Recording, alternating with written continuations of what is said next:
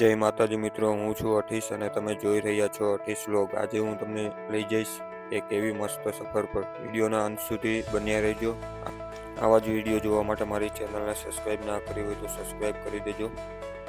Hello મિત્રો, કાકરા પરથી નીકળીને અત્યારે ફૂલ એન્જોય કરી રહ્યા છીએ। માંડવી પહોંચીને મિત્રોને લેવાના છે એટલે થોડી ઉતાવળ પણ છે। રસ્તાનો નજારો તમે જોઈ શકો છો। અત્યારે આપણે માંડવીના ફેમસ તાપી પુલ પર છીએ। ઠંડો પવન અને નદીનો આ સુંદર વ્યૂ જોઈને આખી મુસાફરીનો થાક ઉતરી જાય એવું લાગે છે। માંડવીના દર્શન થઈ ગયા। કાકરા પરના શાંત રસ્તાઓ પછી હવે થોડી શહેરની ભીડભાડ જોવા મળી રહી છે। મિત્રોનો ફોન આવી ગયો છે કે ઝડપથી પહોંચે એટલે હવે આપણે જરાય વાર ત્યાં વગર એને પકડીએ। ભાઈબંધો મળી ગયા। બિચારા ક્યારના તડકામાં સુકાતા હતા મારી રાહ જોઈને, પણ હવે હું આવી ગયો છું એટલે હવે ટેન્શન। બધા ભાઈબંધો ફૂલ ફોર્મમાં આવી ગયા છે। આ જુઓ અમારી પલટન છે। હવે આખી ટ્રીપમાં ધમાલ કરવાની છે। બધા આવી ગયા એટલે હવે કોઈ રોકટોક નથી। હવે તો બસ મસ્તી જ ચાલશે। રાતનો સમય છે। માંડવી પાછળ છૂટી રહ્યું છે અને ઠંડી હવાની લહેરાકીઓ વચ્ચે અમારો રસ્તો આગળ વધી રહ્યો છે। મિત્રો સાથે જ્યારે લાંબી સફર પર નીકળ્યા હોય ત્યારે રાત ક્યાં વીતી જાય એ ખબર નથી પડતી। અત્યારે અમે કિમ રોડ પર છીએ। અંકલેશ્વર અને ભરૂચ તરફ જવાનો આ મુખ્ય માર્ગ છે। રાત થઈ ગઈ છે પણ અમારો જોશ હજુ પણ હાઈ। ટ્રીપમાં લોજિક પણ સાંભળવા પડે ભાઈ। અત્યારે અમે ગામતળાવ આવ્યા છીએ ટ્રેનની કાર બુક કરવા। રાતનો સમય છે એટલે રસ્તાઓ એકદમ સુનસાન છે પણ મજા આવે છે। ગાડી સેફ જગ્યાએ પાર્ક થઈ જાય એટલે પછી અમે ટેન્શન વગર ટ્રીપ પર જવા માટે રવાના થઈશું। આ ગાડીને અહીંયા આરામ આપવાનો સમય આવી ગયો છે। મિત્રના ઘરે મસ્ત સેફ જગ્યાએ ગાડી પાર્ક કરી દીધી છે। હવે અમે બધા એક ગાડીમાં ફૂલ ગેંગ સાથે નીકળીશું। રાતનો સમય છે અને હજુ તો ઘણો રસ્તો કાપવાનો બાકી છે। એક ગાડી મૂકીને હવે અમે બધા એક સાથે ગોઠવાઈ ગયા છીએ। રાતનો આ માહોલ, મિત્રોનો સાથ અને લાંબી સફર, બીજું શું જોઈએ। ગામ તળાવ પાછળ છૂટી ગયું છે અને અમે અંધારા રસ્તાઓ છીરતા આગળ વધી રહ્યા છીએ। રાતના સમયે જ્યારે આખું જગત સૂતું હોય ત્યારે અમે સાથે જવા નીકળ્યા છીએ। ગોળસંબા પેટ્રોલ પંપ પર આપણો કાફલો ભેગો થઈ ગયો છે। એક નહીં, બે નહીં, પણ આખી 3 ગાડીઓ હવે એકસાથે નીકળવાની છે। પેટ્રોલ પુરાવીને અમે હવે સીધા હાઈવે પકડીશું। જ્યારે આટલા બધા મિત્રો અને આટલી ગાડીઓ સાથે હોય ને ત્યારે ટ્રીપનો આનંદ 4 ગણો વધી જાય છે। બધી ગાડીઓ ભેગી થઈ ગઈ છે। તમે પાછળ જોઈ શકો છો બધા મિત્રો ફૂલ મોજમાં છે। રાતનો સમય છે પણ કોઈને ઊંઘ આવતી નથી કારણ કે ઉત્સાહ જ એટલો છે। તો મિત્રો અત્યારે અમે પેટ્રોલ પંપ પર છીએ અને ગાડીમાં પેટ્રોલ ફૂલ કરાવી રહ્યા છીએ।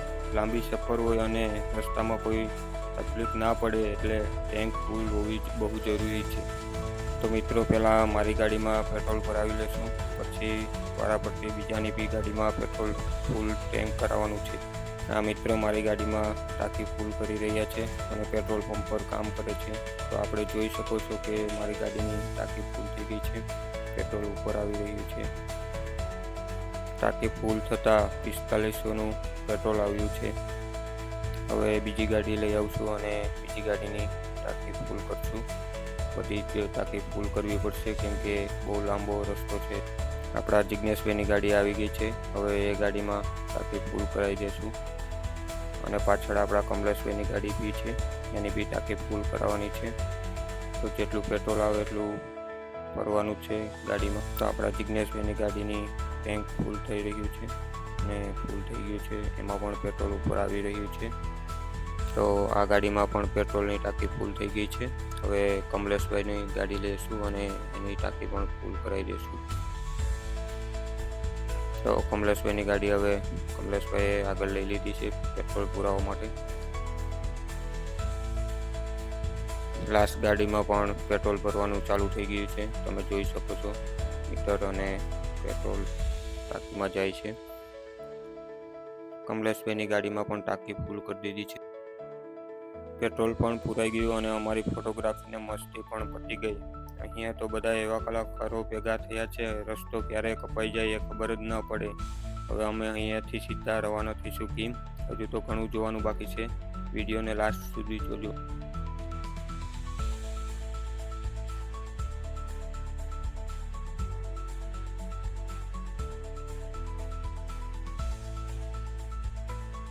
કમલેશભાઈની ગાડીમાં 2620નું પેટ્રોલ આવ્યું છે। ટાંકી ફૂલ થઈ ગઈ છે। હવે અમે બધા નીકળશું કિમ।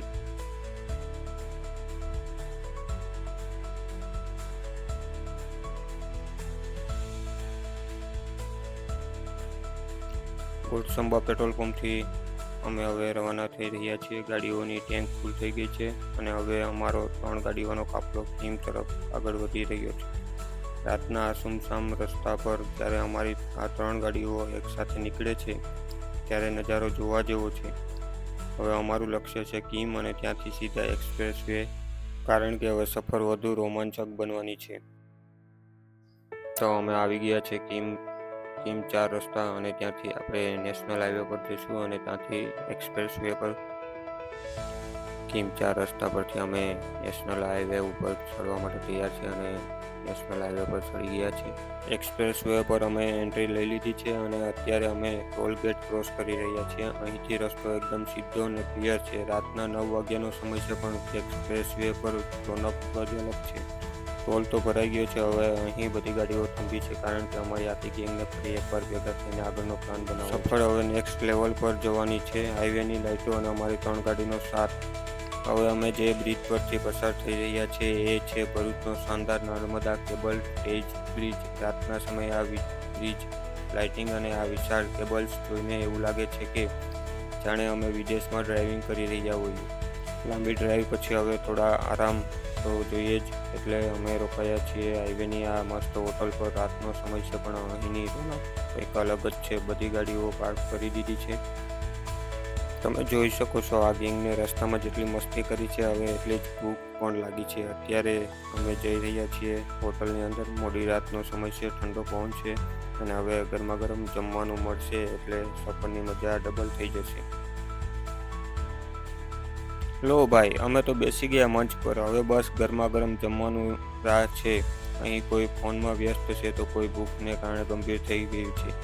હાઈવેના આ જમવાની એક અલગ જ ઇજ્જત હોય છે અને એમાંય આવા મિત્રોનો સાથ હોય એટલે તો પૂછવું જ શું. ચાલો, જેવું જમવાનું આવશે એટલે તૂટી પડવા.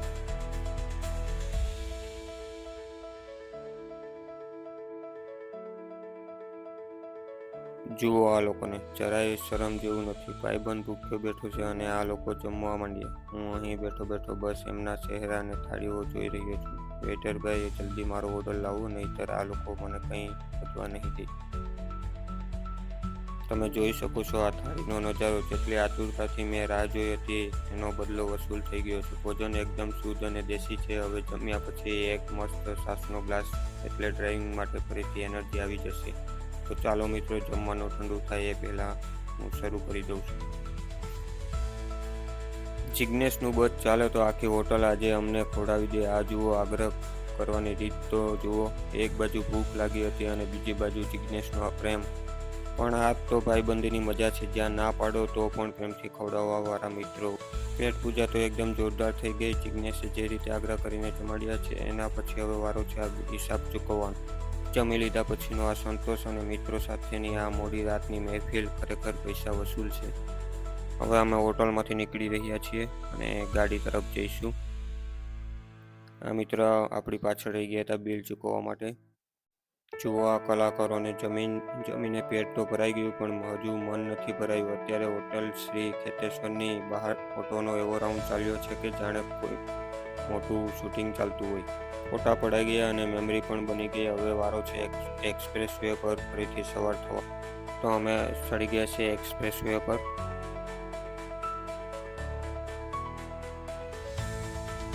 અમે વડોદરાની હદમાં પ્રવેશી ચૂક્યા છીએ. એક્સપ્રેસ વે પરની આ સફર એટલી શુદ્ધ રહી કે ખબર જ ના પડી કે ક્યારે વડોદરા આવી ગયું. રાતના સમયે વડોદરાના આ હાઈવે અને લાઇટિંગ ખરેખર અદ્ભુત લાગે છે. મિત્રો, એક્સપ્રેસ વેની સફર હવે પૂરી થવા આવી છે. અત્યારે અમે અમદાવાદના ટોલ પ્લાઝા પર ઊભા છીએ. ટોલ કટ કરાવીને હવે અમે શહેરની અંદર જઈશું. અમદાવાદની હદમાં આવી ગયા છીએ. આ શહેરનો મિજાજ જ કંઈક અલગ છે. ભલે રાત હોય કે સવાર, અમદાવાદમાં હંમેશા એક અલગ જ વાઇબ જોવા મળે છે. અમદાવાદ શહેર અને અમારી આ ભાઈબંધી. રસ્તામાં ગમે તેટલો થાક લાગ્યો પણ જેવું અમદાવાદ આવ્યું કે બધા એક નવી જ એનર્જી આવી ગઈ છે. જુઓ આ કલાકારોને, અત્યારે પણ એમના ચહેરા પર સ્મિત છે. જે મુસાફરીની શરૂઆતમાં હતું. અમદાવાદની ગલીઓ અને રસ્તાઓ પર મિત્રો સાથે નીકળવાની મજા જ કંઈક અલગ છે. હજુ તો ઘણી મસ્તી બાકી છે. બન્યા રહેજો વિડીયોમાં. અમદાવાદના રસ્તા પર બેસવાની મજા જ કંઈક અલગ છે. એમાં પણ જો મિત્રો જોડે હોય તો પછી મજા જ છે.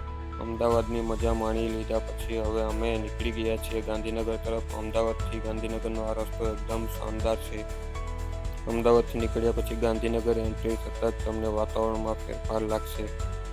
ગાંધીનગર એ માત્ર રાજકીય કેન્દ્ર નથી પણ એક અત્યંત પ્લાન્ડ સિટી છે. અક્ષરધામ મંદિરથી લઈને વિધાનસભા સુધી અહીંનું આર્કિટેક્ચર જોવા જેવું છે. અમે અત્યારે આ હરિયાળી શહેરને એન્જોય કરી રહ્યા છીએ.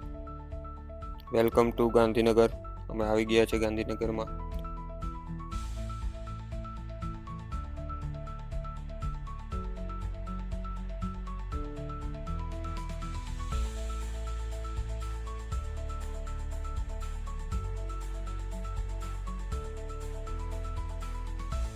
જુઓ આ શાનદાર અંડરપાસ જે ગાંધીનગરના ટ્રાફિકને એકદમ શુદ્ધ બનાવે છે. રાતના સમયે જ્યારે લાઇટો ચાલુ હોય ત્યારે આ રસ્તાઓ જાણે કોઈ વિદેશી શહેર જેવા લાગે છે. અમે હવે ગાંધીનગરના આર્ધ સમાન વિસ્તારોમાં ફરી રહ્યા છીએ. અહીંથી અમારો પ્રવાસ આગળ વધી રહ્યો છે.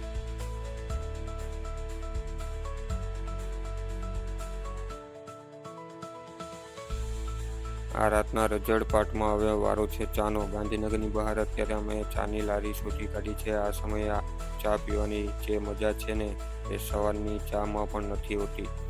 જુઓ આ બધાના ચહેરા, ચા જોઈને કેવી ચમક આવી ગઈ છે. અત્યારે અમે અહીં ઊભા રહીને થોડી વાતો કરીશું, ચા પીશું અને પછી ફરીથી અમારી મંજિલ તરફ રવાના થઈશું. રાતના 3 વાગ્યા. મિત્રો સાથેની આ મહેફિલ ખરેખર યાદગાર છે. ગાંધીનગરથી અમે નીકળી ગયા છે અને હવે અમારી ગાડીઓ દોડી રહી છે બનાસકાંઠા તરફ, થરાદ અને વાવ જોવા માટે. અત્યારે અમે હાઈવે પકડ્યો છે. વહેલી સવારનો સમય છે. રસ્તાઓ એકદમ ખુલ્લા છે અને ઠંડો પવન ફૂંકાઈ રહ્યો છે. અત્યારે તો બધા ફૂલ જોશમાં છે. જોકે થોડી ઊંઘ પણ આવી રહી છે પણ થરાદ પહોંચવાની ઉત્સુકતા એનાથી પણ વધારે છે. બન્યા રહેજો, આગળનો નજારો હજુ પણ સુંદર થવાનો છે. મુસાફરી ભલે લાંબી હતી પણ મંજિલ એકદમ મીઠી છે. અમે અત્યારે થરાદમાં અમારા ખાસ મિત્રના આંગણે આવી પહોંચ્યા છીએ. મિત્રો સાથેની સફરનો આ જ તો ફાયદો છે કે રસ્તો ક્યાં કપાઈ જાય ખબર જ નથી પડતી. અત્યારે સવારના પહોરમાં મિત્રનું આ ઘર અને એમનું સ્વાગત જોઈને દિલ ખુશ થઈ ગયું. સવાર પડી ગઈ છે. અમારી આખી પલટન હવે ફ્રેશ થવાના મિશન પર છે. રાત્રે ગાડીમાં જે હાલત હતી એના કરતાં અત્યારે નાહી ધોઈને બધા કેવા મસ્ત ફ્રેશ દેખાઈ રહ્યા છે. જુઓ, એક પછી એક બધા નહાવા જઈ રહ્યા છે અને હવે અસલી બ્લોગ શરૂ થશે જ્યારે બધા તૈયાર થઈને બહાર આવશે. સવારની આ તાજગી અને ભરતના ઘરે આ ગરમા ગરમ નાસ્તાની ચખ્યાત જુઓ. આ બધા કલાકારો કેવા તૂટી પડ્યા છે નાસ્તા પર. જ્યારે સફર લાંબી હોય અને મંજિલ પર આવા મિત્રો મળી જાય ત્યારે તો ટ્રીપ યાદગાર બની જાય છે. અત્યારે અમે શાંતિથી નાસ્તો કરી રહ્યા છીએ અને હવે અહીંથી શક્તિ મેળવીને અમે આગળ વધીશું. બનાસકાંઠાની આ મહેમાનગતિનું શું વખાણ કરું, દિલ જીતી લીધું. ભરતભાઈની મહેમાનગતિને અમે યાદગાર બનાવીશું. ભરતના ઘરેથી નીકળતા પહેલાં અમે વિચાર્યું કે ગાડીને એકદમ મસ્ત સાફ કરી લઈએ. મિત્રો સાથે મળીને ગાડી સાફ કરવાની પણ એક અલગ જ મજા હોય છે. અને પછી અમે ફૂલ સ્પીડમાં રવાના થઈશું થરાદ વાવની આ યાદો સાથે લઈને. હવે અમે નવા લોકેશન તરફ પ્રયાણ કરી રહ્યા છીએ. તો ચાલો મારી સાથે આ સફરમાં.